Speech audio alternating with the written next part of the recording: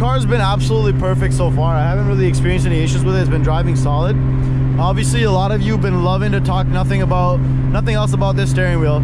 It's the fact that it's off-center. So the reason for this is because when we initially took the motor out of the car when it was supercharged, so we took the supercharger kit off, we took the motor out. When we took the motor out, we took the subframe down, right? So the steering rack actually was disconnected from the steering shaft. And I guess we must have been in a little bit of a rush when we were putting it all back together. And so we basically put it, I guess the steering wheel wasn't straight when we connected the shaft back to the rack on the subframe. And I just put the car away, and it was away for like a year as we were just like, getting all the parts and stuff like that. So once I got all the parts and we were starting putting the car back together, the plan was to take the subframe down to put the motor back in. But I figured out it's gonna be a lot easier for me to put the motor back in when it's just being pushed straight through the center, as you can see the way we did it in the build videos. So we got the motor back in, and I'm driving on the street and I figured out, oh shit, this is kind of crooked. So that's the reason why it's crooked. I just have to essentially disconnect the steering shaft from the rack and then straighten out the wheel and connect it right back. That's all it really is. Of course, an alignment will help, but it's not gonna be like completely the fix. Clearly I gotta learn how to drive manual again.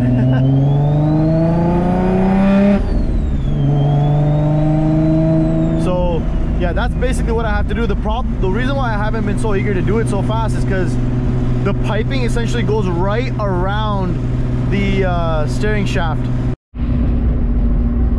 Yeah, so one thing I've been super surprised about so far is that, like, with this build, we put it together pretty much in my garage, and there's been like no leaks, nothing. It's just been, actually, we did have like a couple of couplers pop off during like hitting high boost, but again, that's really just like expected because we didn't tighten them down properly and stuff whenever we did it. And so once we sorted that all out, the car's been running great. I have had no oil leaks. The entire fuel system that we put together ourselves has been absolutely like running mint, so no issues there. The reason why I haven't been so eager to run and go do the actual power tune yet, and that we're still on the 600 wheel break-in tune, is because I've been thinking of switching to a Link ECU. So like right now, as you may know, we're running the Haltech system, right? So you can see just a unit just sitting there on my floor. And so the thing with this unit is, this unit's a little bit of an older version of the Haltech, which I found out like a little too late. And it doesn't work with E85. So I'm probably gonna sell it and pick up a Link ECU, because the Link ECU has like a proper map sensor built in. And it can actually work with this Haltech gauge here, because this gauge doesn't work with the ECU. So once we get that, then I'll send the power tune, and we'll motherfucking stay in your lane, dog. Wow. I'm out here filming while driving, and motherfuckers can't even stay in their own lane. And yeah, so once we get that done, we'll go for the power tune. I also still have to hook up an oil cooler, which is actually a really good thing I noticed. With the supercharger setup, I felt like the car needed the actual oil cooler, and with the turbo setup, it seems like it doesn't really need the oil cooler, like not unless you're doing like top speed runs or something. I've done like a couple of solid pulls in this car and beat on it, and it has not gone into limp mode for overheating oil at all. Whereas in the supercharger setup, one top speed run I hit about like 260 or something like that, I can't remember what it was, kilometers on a closed course in Mexico one time, and the friggin' whole car went into limp mode. So that was something that I noticed with supercharger setup. It's almost like the motor's under more load, like from that supercharger, than with the turbo. It seems like it's not reaching, the oil's not reaching that kind of temperature. So that's a good thing. But I'm still gonna obviously set up the oil cooler. I have the same 32 row oil cooler that I ran last time, but this time it's gonna have all new lines and a thermostatic sandwich plate. It's different from what I ran before. I don't know if you guys remember, but when I was supercharged, I had that thermostatic block that was in the way of the lines, which was just overkill and unnecessary. So this is gonna be a lot more like seamless setup. So we still gotta clean up the tune a little bit. I noticed that like when I let off the gas or just clutch in neutral, drop it, the car kind of almost stalls, and I gotta blip the throttle to like keep it alive, and then it idles fine on its own. Well, that's something I noticed that we'll clean up in the tune once we do the power tune. Yeah, other than that, it's pretty solid.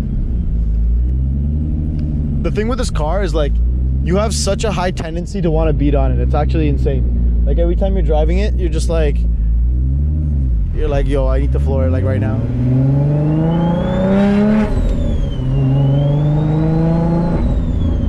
And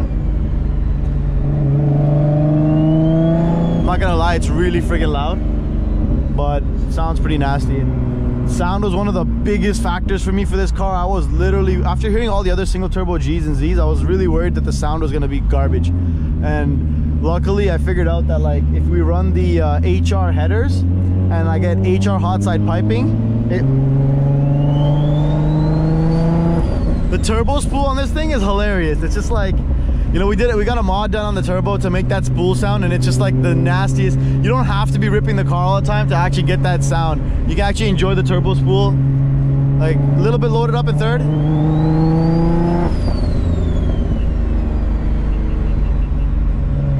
Oh man. So one thing about the exhaust setup that we have on this thing, it's really like loud, especially at 4K. And depending on where you are loaded up with the throttle, it's going to be extremely loud right at about 4K. Like right here, right? But if you're like ripping it through 4K or on boost, then it doesn't have that like tone. It's not that high pitch. But I got to tell you, that tone at 4K, if you hit it just right in a tunnel, when it echoes back off the wall, holy shit, it's nasty. You guys got to hear that. I wish you could hear it in person.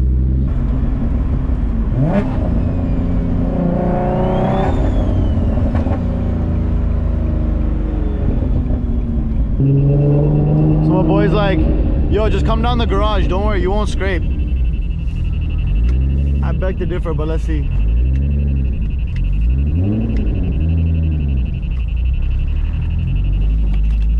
Motherfucking pussy, bro.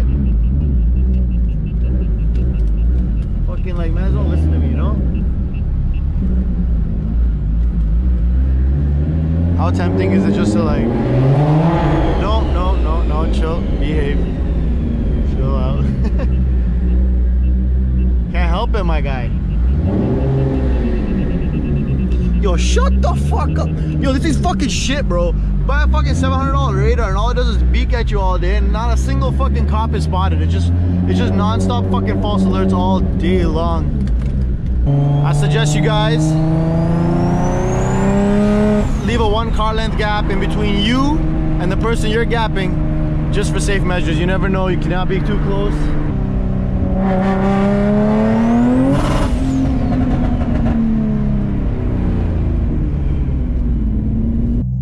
What's going on, guys? So I just want to give you an update on what's going on with the G right now. So basically we picked up tires, going with these in the back. They're NITO NT01s, and in the front I got Firestone Firehawk Indy 500s.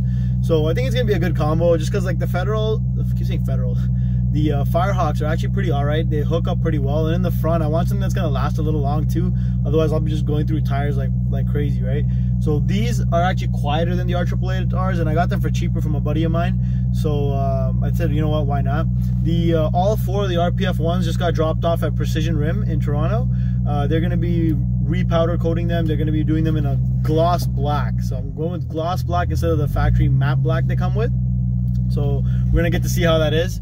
Hopefully it looks good, man. I'm honestly like worried. I was gonna do like a gunmetal or something, but like, I don't know. I think like, let's try black. I did gunmetal. All my other wheels have been gunmetal. If you guys remember all the Vostons I did and all that shit, right? So let's see how gloss black looks on them. Hopefully it's gonna be good.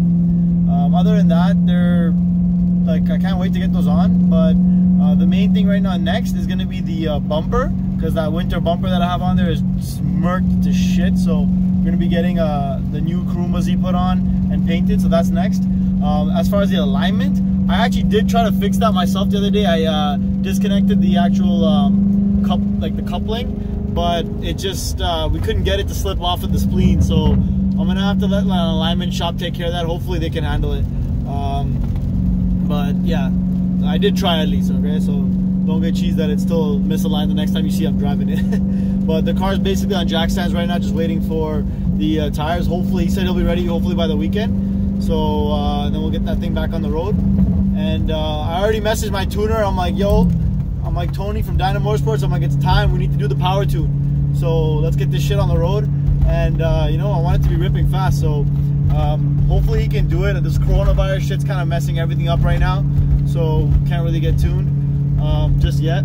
But I was gonna do the whole new ECU and all that shit, but for the time being I just want to get the thing ripping right now, and maybe I'll wait until next year to do like the new ECU with like E85 tune and the fuel sensor and all that, the flex fuel sensor and all that, so we can do a crazy E85 tune and try to aim for like high 700s. But right now we're just gonna do it on pump gas and see how it goes. So yeah, can't wait to show it to you guys again. Where's all the steering wheel boys, yo? Car's good. Finally. Yeah, guys, so we just got the wheels on finally. They just came back. They've been now powder coated by Precision Rim in gloss black. And I know I do need to put some tire shine on it. It kind of looks like shit, but like the actual fitment is pretty tight. Right now, it's gonna be a little close. I might need a little bit of a fender pull. It is rolled, but it's kind of close here.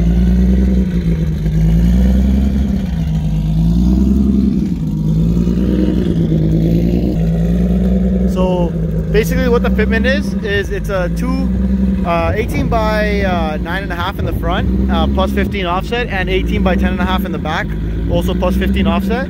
The tire sizing in the front is a 255/40 18, and the rear is a 305 35 18. So I'm hoping it doesn't rub. We're gonna probably take it for a drive right now, and I'm hoping it doesn't rub at all on the hits and stuff. Let's see.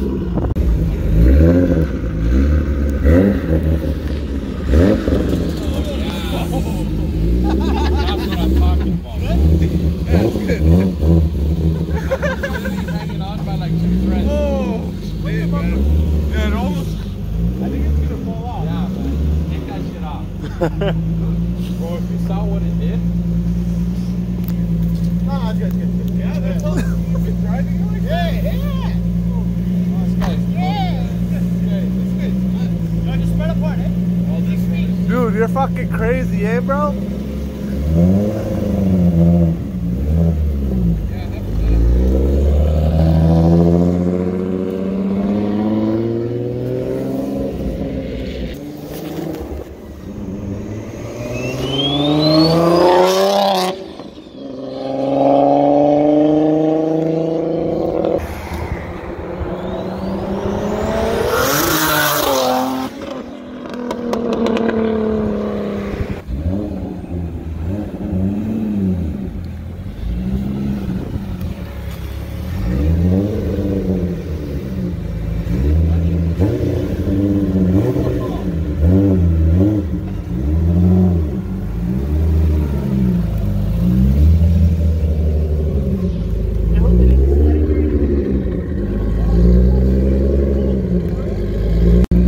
So I fully thought it was gonna rub when I did a little rip there, and it did not rub, so I might not even have to roll the fenders. I'm pretty happy about that. I hope that's the case. No rubbing in the front either. I wish I kind of got like a 265. I actually asked for a 265, a little bit wider in the front than a 255. It would have been much better.